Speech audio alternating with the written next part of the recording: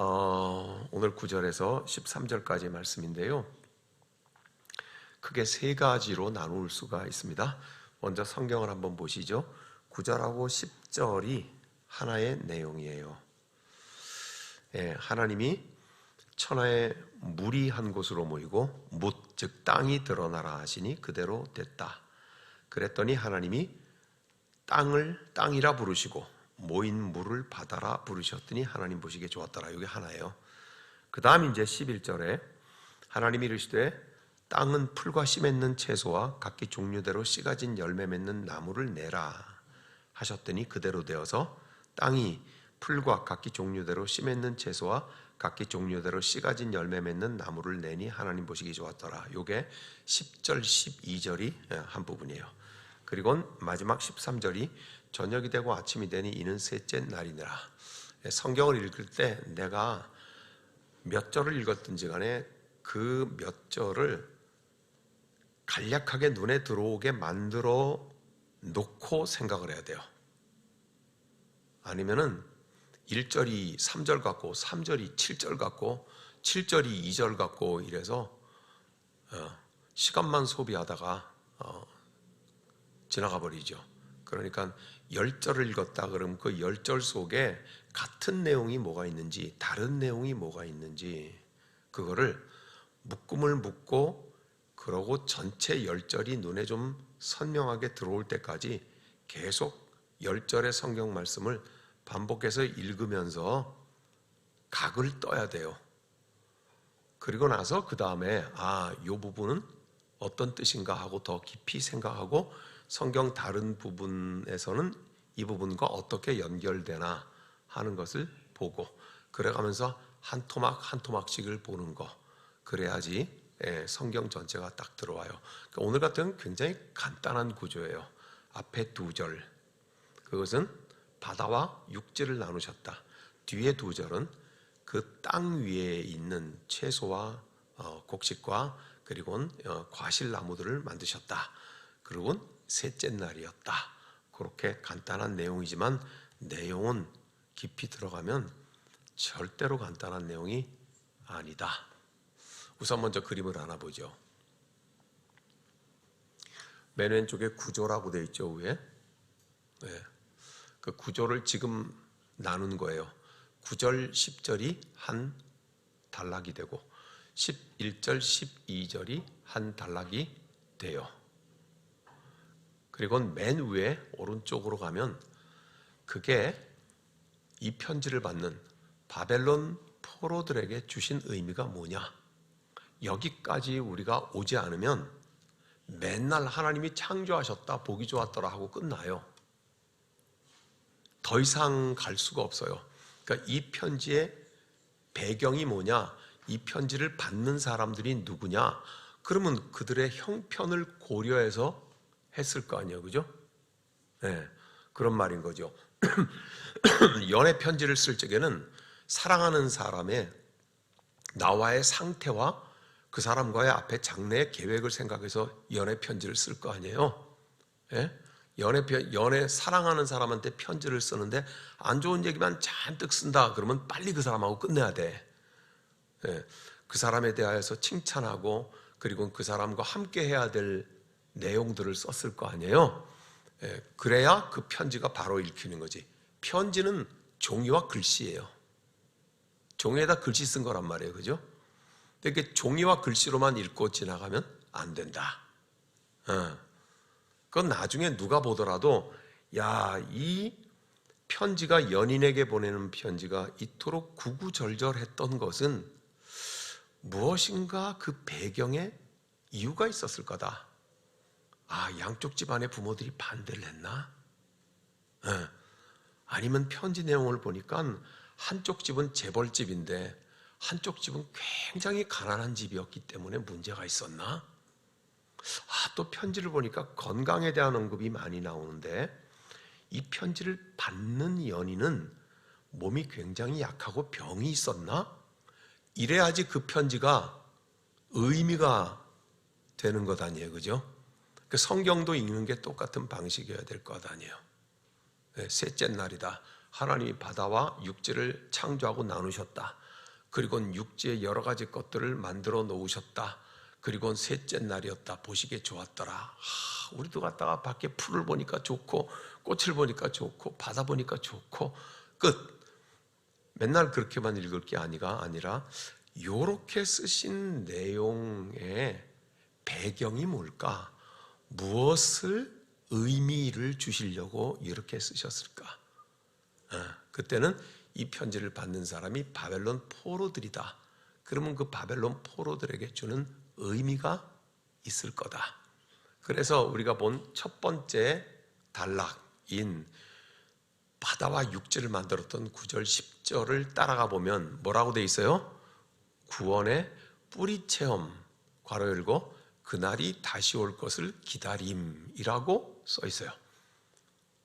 너희가 지금 바벨론의 포로로 잡혀가 있는데 바다와 땅을 만드신 그 하나님께서 너희의 조상들의 옛적의 구원 사건을 기억하게 하고 그리고 너희가 지금도 바벨론의 포로로 있지만 너희 조상들을 구원하신 것처럼 하나님이 다시 구원하실 것을 기다리라고 이 편지를 썼다. 그런 의미가 있다. 두 번째 단락에서는 11절 12절에서는 뭐라고 말을 해요? 풀과 채소와 그리고 과실을 맺는 나무들을 만드셨다. 그 바벨론 포로들에게 이게 무슨 의미냐? 너희의 육체를 유지하는 것이고 그 오늘의 삶을 건강하게 유지하라. 이유는 무엇인가? 그 위에 부분에 뭐라고 써 있어요? 그날이 다시 올 것이다. 그날은 무슨 날인가? 구원의 날이 다시 올 것이다. 이제 뭐가 조금 더 큰 그림이 한 단계 더 들어가 보이죠? 이제 그거를 이제 설명을 좀 같이 해 나가려고 해요. 모두가 다 성경을 한 두 구절만 찾겠습니다. 세 구절 그만 찾겠습니다. 예레미야 5장. 구약 성경 예레미야 5장. 우리 교회는 성경 열심히 읽는 교회고 교인들이어서 예레미야 찾는데 아무 문제가 없어. 예레미야 5장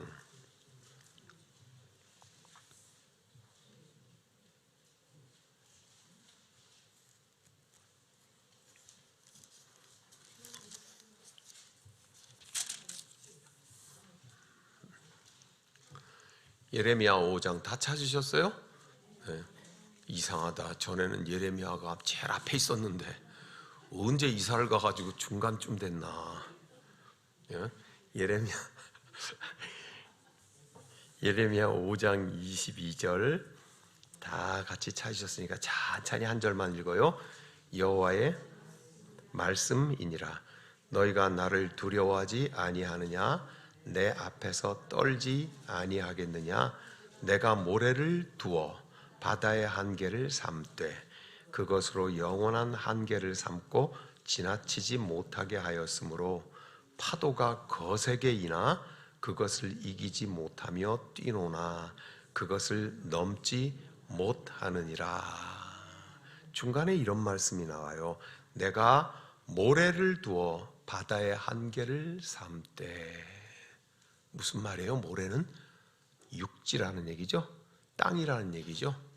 내가 땅을 두어서 바다와 한계를 삼았다. 그렇게 말을 해요. 왜 지도에 보면은 산들이 쭉 여러 개 있는 데는 강이 어떻게 지나가요? 구불구불구불 지나가죠? 예. 왜냐하면 강이 산을 넘지 못하기 때문에 그래요. 그죠? 그래서 구불구불 이렇게 뱀처럼 그렇게 지나가잖아요. 그건 뭐예요? 땅과 물의 구분이잖아요. 그런데 오늘 예레미야 선지자는 뭐라고 해요? 이 땅과 물의 구분을 하나님께서 하셨다. 아무도 그것을 바꾸지 못한다. 예레미야 선지자가 예언을 할 때는 남쪽 유다가 망하기 직전이었어요. 남쪽 유다가 바벨론에 망하기 직전이었어요. 그러니 예레미야가 이 예언을 하고 남쪽 유다는 곧 바벨론에 망해서 바벨론의 포로로 잡혀갔어. 근데 그 바벨론 포로들한테 지금 창세기의 편지를 보낸 거예요. 하나님께서 육지와 땅을 만드셨다. 예레미야가 나라 망하기 전에 했던 말도 기억할 수 있으면 좋겠죠. 네. 하나님께서 모래와 바다의 한계를 만드셨다고 하는 것을 말하는데 한 군데만 더 찾아봐요. 시편, 이건 찾기 쉽겠죠. 104편, 시편 104편.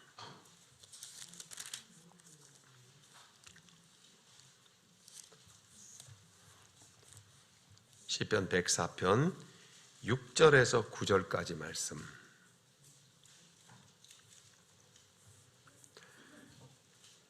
다 찾으셨죠? 이게 이제 겨울이라 아직 손이 미끄러워서 성경의 종이는 얇고, 그렇죠? 예. 이건 제가 웃자고 하는 얘기 아니에요. 진짜로 그래요. 예. 이게 20살짜리들이나 손에 땀이 나서 촉촉하지, 그죠? 예. 제 나이만 돼도 벌써 이거 다 찾았죠? 시편 104편 6절에서 9절까지 말씀 또 천천히 읽어요. 옷으로 덮음같이 주께서 땅을 깊은 바다로 덮으심에 물이 산들 위로 솟아올랐으나 주께서 꾸짖으시니 물은 도망하며 주의 우레소리로 말미암아 빨리 가며 주께서 그들을 위하여 정하여 주신 곳으로 흘러갔고 땅은 오르고 골짜기는 내려갔나이다. 주께서 물의 경계를 정하여 넘치지 못하게 하시며 다시 돌아와 땅을 덮지 못하게 하셨나이다. 아멘. 이게 지금 뭐라 그래요? 땅이 있는데 물이 다 덮으려고 그러니까 하나님께서 요 시편에서는 뭐라 그래요? 꾸짖었다 그렇게 말해요. 너 물이 어찌 땅을 다 뒤덮을 수 있느냐? 겸손하게 내려와라고 말하죠. 그랬더니 산이 솟아오른 것처럼 되었다. 그리고 물은 낮은 곳으로 가게 되었다. 그리고 하나님께서 물로 덮여있던 것을 경계를 정하셔서 그래서 육지와 바다를 경계를 만드신 그 하나님이시다. 그렇게 지금 말하죠. 예레미야서와 시편 두 개를 찾아보고 시편에서는 하나님이 꾸짖었다고 하는데 창세기에서는 뭐라고 얘기했게요? 하나님이 가라사대. 하나님이 말씀하시되 같은 거잖아요. 그죠? 네, 그래서 만들었다고 얘기를 해요. 지금 이것을 읽으면서 전부 땅이 물로 덮여 있을 때 하나님께서 말씀하셔서 땅과 바다를 이렇게 만드셨다고 하는 걸 거듭봐요. 잠시 생각해 봐요. 이스라엘의 역사 속에서 뭐가 떠올라요? 이 바벨론의 포로들의 성경을 잘 아는 바벨론의 포로들은 뭐가 떠오를까요? 하나님께서 홍해 바다를 가르시던 장면, 땅과 육지를 갈라내시고 하나님께서 말씀하시니, 즉 하나님께서 꾸짖으시니, 하나님께서 육지와 물의 경계를 정하시고, 지금 바벨론에 포로로 잡혀가 있는 사람은 평안하게 이 말씀을 듣는 여러분들하고 생각이 달라요. 우리는 맑은 물과 뭐 이렇게 하면 아이고 코웨이 정수기 생각이 나지. 그런데 포로로 남의 나라 잡혀가 있는 바벨론의 포로들은 하나님께서 물로 덮여 있는 온 창조의 세계를 말씀하셔서 육지로 드러나게 하셨다. 이것을 하나님께서 주권적으로 정하셨다고 예레미야도 말씀하고 시편에서도 노래를 불렀던 것을 기억해요. 뭐를 생각할까요? 홍해 바다를 하나님께서 가르셔서 바다를 땅으로 만드시고, 그리고 오늘 여기에 시편 104편 9절에 있는 말씀대로 주께서 물의 경계를 정하여 넘치지 못하게 하시며 다시 돌아와 땅을 덮지 못하게 하시고 하는 이런 표현들이 이스라엘 백성에게는 옛적 조상들에게 행하셨던 출애굽 사건을 생각하게 하려는 의도인 것을 빨리 알아차렸다 그 말인 거예요. 네? 그래서 출애굽기 14장을 마지막으로 한 번 더 찾아봐요. 구약성경의 출애굽기 14장.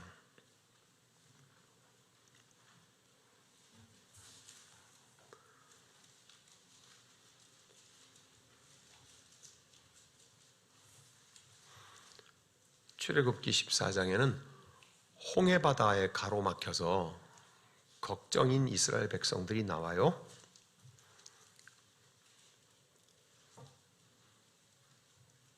출애굽기 14장 찾으셨죠? 13, 14절 같이 읽는데 무슨 말이 반복되는지를 염두에 두고 같이 읽어요. 모세가 백성에게 이르되 너희는 두려워하지 말고 가만히 서서 여호와께서 오늘 너희를 위하여 행하시는 구원을 보라. 너희가 오늘 본 애굽 사람을 영원히 다시 보지 아니하리라. 여호와께서 너희를 위하여 싸우시리니 너희는 가만히 있을지어다. 뭐가 두 번 반복되어 인상적으로? 너희는 가만히 서서 하나님의 구원을 보라. 또 너희는 가만히 있어 하나님이 싸우시는 것을 보라. 그리고 그 뒤에 하나님께서 물에게 명하셔서 모세를 사용하셔서 홍해바다를 가르시죠. 그리고 또 다시 덮으시죠. 그거를 지금 말을 하고 있는 거예요. 그러니까 오늘 우리가 보는 창세기 1장 9절과 10절에 하나님이 땅과 바다를 나누셨더니 그대로 되었다고 하는 것은 이렇게 묻고 있는 거예요. 이 땅과 바다를 만드신 주권자가 누구뇨? 너희 바벨론의 포로로 가 있는 이스라엘 백성들은 대답해라. 그 말인 거예요. 그러니 이스라엘 백성들이 물이 갈라져서 육지가 되는 것, 즉 홍해바다를 가르셨던 것을 기억을 해요. 홍해바다를 가르고 하나님께서 출애굽을 해서 광야에 40년을 지나게 하죠. 그리고 가나안 땅을 살게 하죠. 가나안 땅에서 잘 살았으면 되는데 푸른 나무 있는 데마다 산당을 지어놓고 하나님도 섬기죠. 하나님만 섬기지 않죠. 그래서 조상들의 죄악 때문에 바벨론의 포로로 잡혀갔어. 그것은 마치 다시 도돌이표처럼 돌아와서 애굽의 포로로 잡혀있는 상태와 똑같아 보여버렸죠. 이해가 되시죠? 이제 애굽의 포로였어. 노예였어. 홍해바다를 가르셨어. 땅과 바다를 하나님께서 가르셨어. 광야 생활과 가나안 생활을 타락한 이스라엘을 다시 바벨론이 포로로 잡아갔어. 그것은 애굽의 노예로 잡혀간 것과 같은 상태가 되어버린 거잖아요. 그죠? 세월은 흘렀지만. 그러므로 하나님께서 뭐라고 말씀하시는 거예요? 너희의 첫 번째 뿌리 체험자, 그 화면 다시 이제 봐요. 뭐라고 돼 있어요? 9절과 10절 옆에 구원의 뿌리 체험을 너희가 기억하라는 거예요. 그러면서 괄호에 뭐라고 써 있어요? 그날이 다시 올 것을 너희가 기다리라. 그 말이죠. 여러분, 우리가 살다 보면 정신 바짝 차려서 내가 예수 잘 믿어야 되겠다. 그런데 어느 날 지나다 보면 기도도 빼먹고 예배 시간이 되는데도 발걸음 안 떨어져 가기 싫고 성경도 읽기 싫고 언제 내가 불타던 사람이었는가 할 만큼 척 처져가요. 그러다가 시험을 만나면 휘청거리면서 아이고 죽겠네 그러거든. 그죠? 우리가 불같은 시험을 만나지 그때마다 우리는 정신을 차리는 것은 왜요? 우리 속에 살아계신 성령께서 우리에게 발길질 하시는 거지. 엉덩이를 걷어차시는 거지. 정신 차리고 다시 깨어 일어나라 그러시는 거지. 그렇죠? 그럴 때 다시 주님 나와 함께 하시는 소망을 꿈꾸게 되는 것하고 같아요. 그러니 지금 오늘 이 예배 자리에도 아마 다른 사람한테는 말할 수 없는 혹은 다른 사람들한테도 날 위해 기도해 달라고 얘기한 그런 고통과 고난을 가지고 있는 분들이 있을 거예요. 뭘 기억하라고 하는 거예요? 하나님이 너를 구원하셨던 그 뿌리 체험을 기억하라. 그리고 너희는 가만히 있어 하나님의 구원을 기다리라. 그 말입니다. 자, 이제 그리고 나서는 이제 두 번째예요. 11절과 11절에 뭐를 만드셨다고요? 풀과 채소와 과일 나무를 만드셨다고 됐죠. 우린 뭐 먹고 살아요? 그거 먹고 살죠. 땅에서 나오는 거 먹고 살죠. 네? 사람이 먹는 거 앞에 겸손해야 되는 이유는 거기 있어요. 뭐라고 돼 있어요? 육체의 유지, 오늘의 삶을 건강하게 유지. 사람 별거 없어요. 아무리 이쁘고 아무리 통통하고 아무리 젊음이 충만해도 저렇게 요렇게 젊은 사람들이 여기 예쁘게 그래도요 일주일만 굶으면 쪼글쪼글해져. 그렇죠? 우리가 항우장사라고 머리가 박사라고 아무리 그래도 인간이 입으로 들어가는 것으로 그 모든 것을 유지하죠. 네, 공기만 먹고 사는 사람은 없어요. 그래서 땅에서 나는 것으로 우리가 먹고 살도록 하나님은 그렇게 창조하셨죠. 그 땅에서 나오는 우리를 유지하게 하는 것에 대한 소중함을 하나님께서는 말씀하시는 것이죠. 풀과 채소와 과일 나무를 하나님께서 만드셨다. 그러니 바벨론 포로들에게 뭘 말하고 있는 거예요? 너희가 포로된 그 땅에서 내는 음식이라도 하나님께서 만드신 음식이니 너희가 그것을 먹고 감사히 받고 너희의 정상적인 삶을 잘 유지하여라. 그 말이에요. 그것은 그 위로 올라가 봐요. 그날이 다시 올 것을 기다리라. 출애굽께서 뭐라고 봤어요? 너희는 가만히 있어 하나님의 구원을 기다리라고. 너희는 가만히 서서 하나님이 싸우시는 것을 보라고. 그래서 뭐요? 그 구원의 그날이 다시 올 것을 기다리라고. 근데 사람이 약해지면, 즉 바벨론 포로처럼 되면 살고 싶지 않다고 말하고 다 그만두고 싶다고 말하고 음식 앞에서의 겸손도 잃어버리고 일상적인 삶들을 깨뜨려버리고 무너뜨려버리고 이따위로 살아서 뭐하나 하는 망발을 서슴없이 하게 되고, 이게 우리 인생의 연약함이라서 푸념은 하지만, 그러나 지금 보세요. 우리의 이 땅에서의 육체의 일상과 건강과 삶을 유지하도록 하나님께서 창조하신 것으로 우리가 먹고 입고 쓰며 기다리며 살아가는 사람들이에요. 뭘 기다리며 살아가는 거예요? 저 하나님 나라에 이를 걸 우리는 기다리며 살아가는 사람들이에요. 예. 그런데 이걸 알지 못하는 사람, 이 편지를 받지 못한 사람들은 자기의 삶에 먹을 것이 당연한 줄 알고 자기의 몸을 자기가 학대하고, 예? 가난해서 학대하기도 하지만 부유하기 때문에 학대하기도 해요. 요즘 젊은이들 보면 그런 생각이 많이 들어요. 예. 제가 어릴 때만 해도 먹을 것이 귀했거든요. 이렇게 얘기하기 시작을 하면 우리 젊은이들이 딱 저보고 뭐라 그러냐면 꼰대다 그래요.